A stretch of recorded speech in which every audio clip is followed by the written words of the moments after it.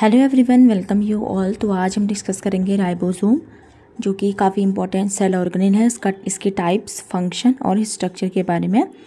इससे पहले वाली जितनी भी वीडियोस हैं उसमें हम सारे सेल ऑर्गेनेल को वन बाय वन कवर कर रहे हैं। अगर आपने अभी तक सेल ऑर्गेनेल्स नहीं देखे हैं, वीडियोस नहीं देखी, लेक्चर्स, तो आप एक बार चैनल पर जाके सेल वाली प्लेलिस्ट पर विजिट कर सकते हैं, जहाँ पर हमने बेसिक सेल की फंक्शन से लेकर एडवांस जितने भी सेल ऑर्गेनेल हैं उन पर्टिकुलर हम वन बाय वन डिस्कस कर रहे हैं। सो आज इस सीरीज़ में हम डिस्कस करेंगे राइबोसोम के बारे में। So let's see. So ribosome जो है वो काफ़ी इंपॉर्टेंट पार्ट है सेल ऑर्गेनेल्स का, क्योंकि यहाँ पर मेनली जो राइबोसोम है वो प्रोटीन सिंथेसिस के लिए रिस्पॉन्सिबल होते हैं। तो देखते हैं कि क्या इनका मेन फंक्शन है। So ribosomes are small dense organelles found in all living cells, यानी कि जो राइबोसोम्स हैं वो एक तरीके के स्मॉल ऑर्गेनेल्स होते हैं जो सारी लिविंग जितनी भी सेल्स हैं उनमें वो प्रेजेंट होते हैं। They are the site of protein synthesis, और जो राइबोसोम्स हैं वो ऐसी साइट्स होती है जहाँ पर प्रोटीन सिंथेसिस होती है। और these are found in both prokaryotic and eukaryotic cells, यानी कि राइबोसोम दोनों ही सेल्स में पाए जाते हैं, चाहे वो प्रोकैरियोटिक हो चाहे वो यूकैरियोटिक सेल्स हो। देन हम देखते हैं कि लोकेशन कहाँ पर है राइबोसोम्स की इन द सेल। सो सबसे पहले बात करते हैं, राइबोसोम दो टाइप के होते हैं कोई भी सेल में, फ्री राइबोसोम और बाउंड राइबोसोम। सो जैसे कि नाम से ही पता चल रहा है, फ्री राइबोसोम जो कि फ्लोट करते हैं फ्रीली इन द साइटोप्लाज्म। तो यहाँ पर आप देख सकते हैं ये वाला पोर्शन साइटोप्लाज्म है, और जितने भी राइबोसोम्स आपको यहाँ पर दिखाई दे रहे हैं साइटोप्लाज्म में, जितने भी राइबोसोम आपको दिखाई दे रहे हैं, जैसे ये वाला पोर्शन, ये जितने भी साइटोप्लाज्म में फ्लोट कर रहे हैं, तो उनको हम कहेंगे free ribosome. And next is bound ribosome. Bound ribosome ऐसे होते हैं जो कि एंडोप्लाज्मिक रेटिकुलम, जिसे हम रफ ER बोलते हैं, जो कि रफ एंडोप्लाज्मिक रेटिकुलम से अटैच रहते हैं।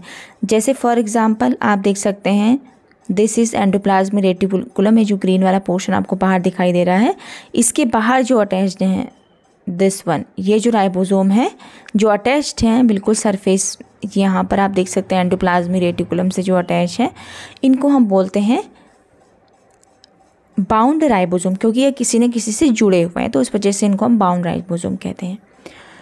नाउ देखते हैं टाइप्स ऑफ राइबोसोम। सो क्योंकि राइबोसोम प्रोकैरियोटिक सेल्स और यूकैरियोटिक दोनों में ही डिफरेंट टाइप के होते हैं, तो सबसे पहले देखते हैं first one is that is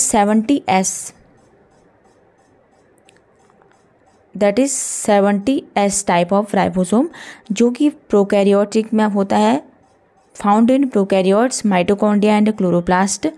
तो यहाँ पर जो 70S टाइप के राइबोसोम हैं वो प्रोकैरियोटिक सेल्स में पाए जाते हैं, और ये बने होते हैं बेसिकली 50S और 30S सब यूनिट से मिलके बने होते हैं। जैसे ये है जो फर्स्ट वाला है दिस वन, ये एग्जांपल है प्रोकैरियोटिक राइबोसोम का, जिसमें आप देख सकते हैं 2 यूनिट होती हैं। टोटल जो ओवरऑल है इसको हम कहेंगे 70S, और इसकी 2 सब यूनिट है 50S और 30S। तो ये चीज़ आपको मेन याद रखनी है। ये बहुत बार कंफ्यूज करने के लिए पूछ दिया जाता है कि कौन कौन सी यूनिट जो है राइबोसोम की कहाँ प्रेजेंट होती है, प्रोकैरियोटिक में कौन सी है, यूकैरियोटिक में कौन सी है।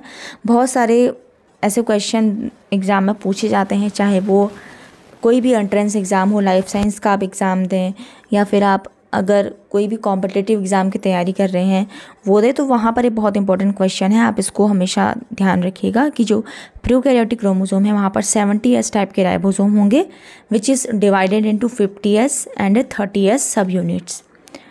सेकंड है 80S टाइप का राइबोसोम, जो कि यूकैरियोटिक जो सेल्स हैं वहाँ के साइटोप्लाज्म में देखने को मिलता है। ये होल है आपका 80S टाइप का ribosome, which is again divided into 2 सब यूनिट्स। फर्स्ट इज 60S सब unit and second is 40S सब यूनिट। तो ये आपको बहुत ही इंपॉर्टेंट मार्क करके इसको याद रखना है कि जो प्रोकैरियोटिक है उसमें कौन सा होता है एंड यूकैरियोटिक में किस टाइप का आपको राइबोसोम जो है देखने को मिलेगा। अब एक स्ट्रक्चर के बारे में देख लेते हैं कि कैसा इसका स्ट्रक्चर होता है।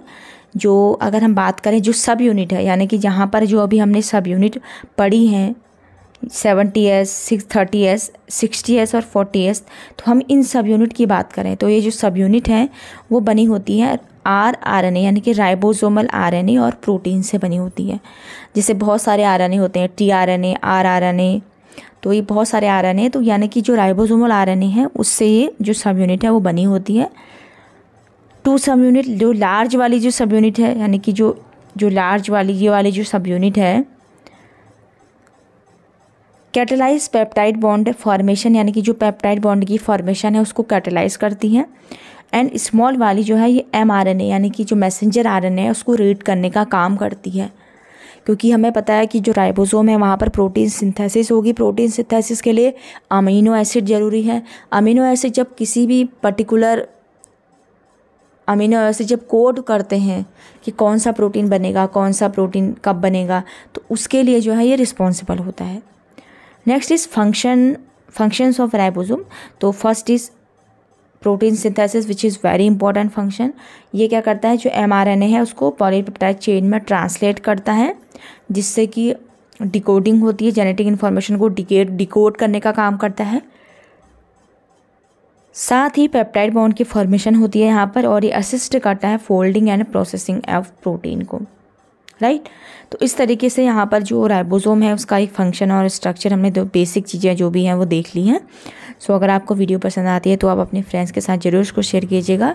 एंड आपको थोड़ा भी अगर इससे बेनिफिट मिलता है, वीडियोज़ को देख के लेक्चर्स को समझ में आता है, तो आप मुझे ज़रूर कॉमेंट करके बताइए, क्योंकि आपके कॉमेंट से हम काफ़ी मेहनत से लगे रहते हैं, तो मतलब काफ़ी मोटिवेशन हमें भी मिलता है, क्योंकि जो भी कोई मेहनत करता है तो मोटिवेशन की ज़रूरत तो सभी को होती है, ताकि हम और आगे वीडियो बना सकें, अच्छे अच्छे लेक्चर आप लोगों के लेके आएँ।